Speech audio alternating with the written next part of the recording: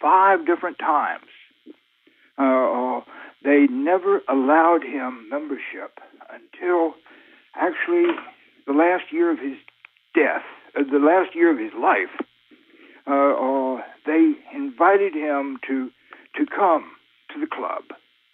And Sir Thomas, at this point, I don't know whether it didn't matter anymore to him or whether he just thought too little too late, but he sent back a note with his regrets.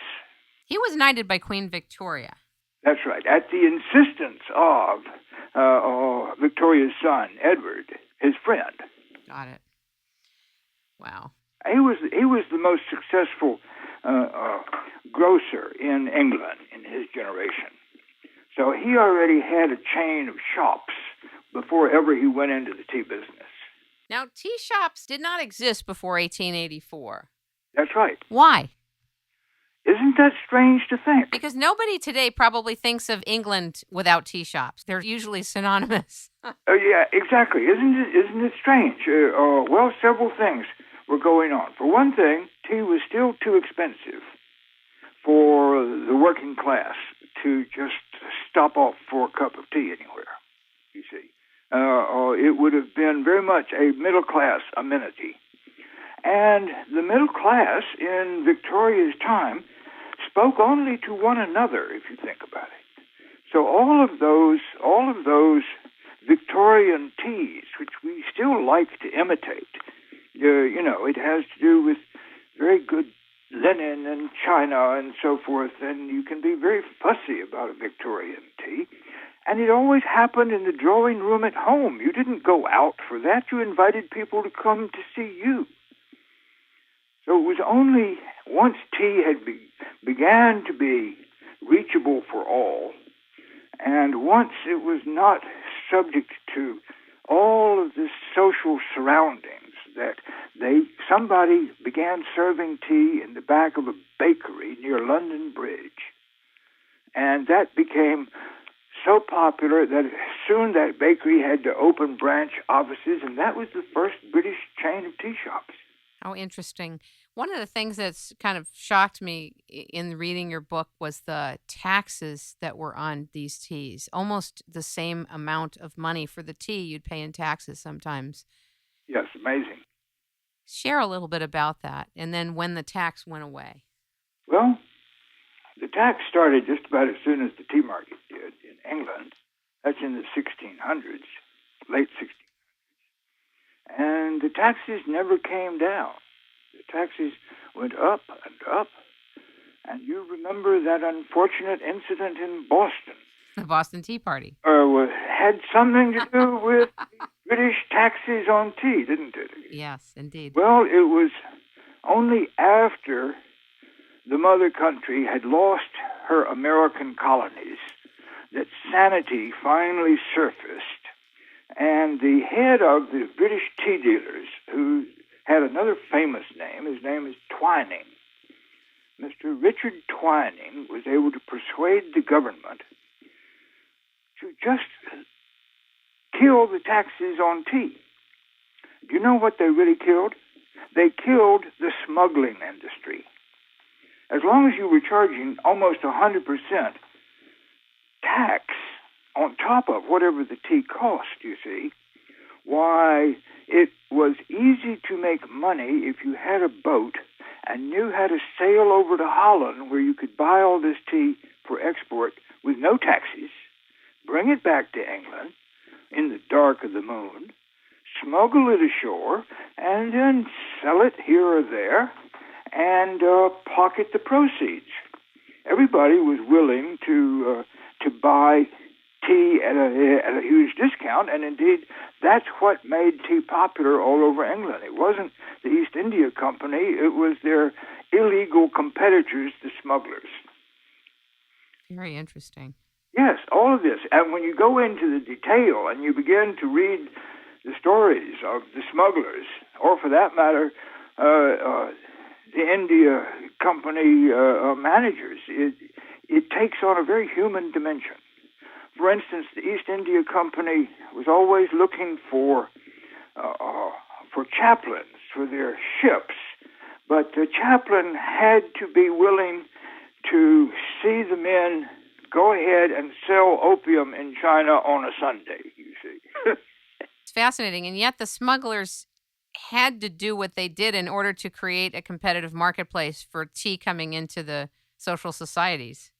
Have you ever heard of or read that Daphne du Maurier novel called Jamaica Inn? No. It's about tea smugglers at this same period.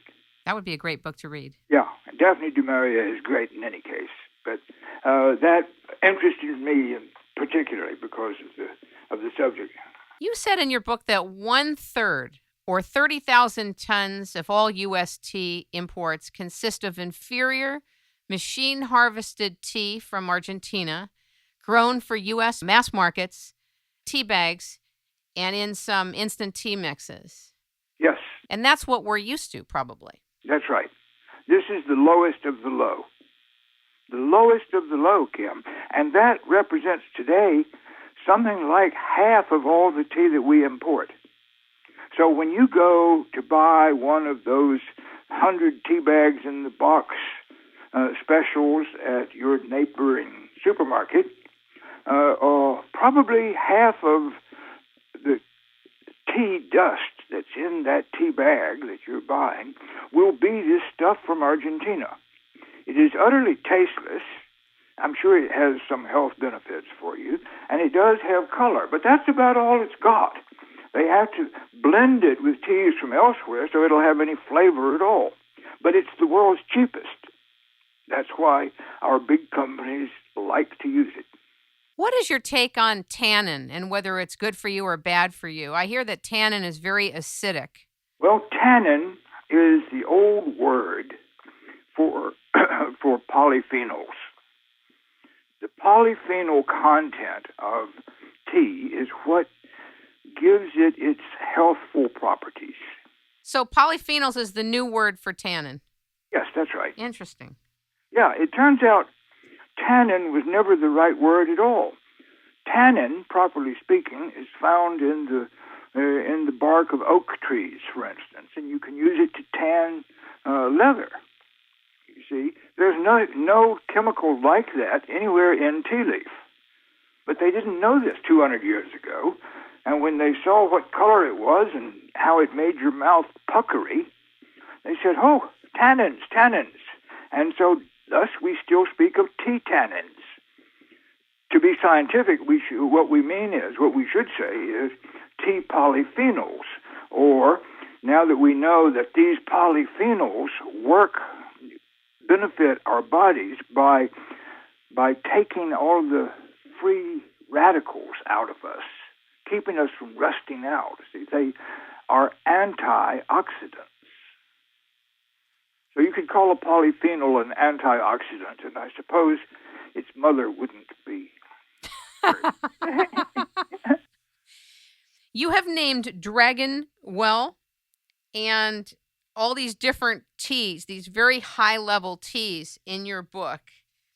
Where do we go to purchase some of the really wonderful, high-level, good, healthy teas that you mention in the new Tea Lovers Treasury? I'm speaking to you from San Francisco, so I can best describe the California market, perhaps. If I were in Los Angeles, I would look for one of the 4 Chado locations. If I were in Berkeley, I would go to Teons. If I were in the middle of the country, I would look for a mail order house like Harney and Sons or Upton Tea Imports. So all of the reputable tea dealers now are going to have some pretty good green teas, and if you're lucky, or else if you're careful, you can find the ones that have the unbelievably good green and oolong teas. I've never tasted the kind of green teas you're talking about. I am a Chado customer, which is how I found out about you, and I have had what's called Mauritius tea. That was really good. Well, start your explorations going to the Dragon Well that they have. And remember what I told you about using less than boiling water to steep it. I'm looking at a chart of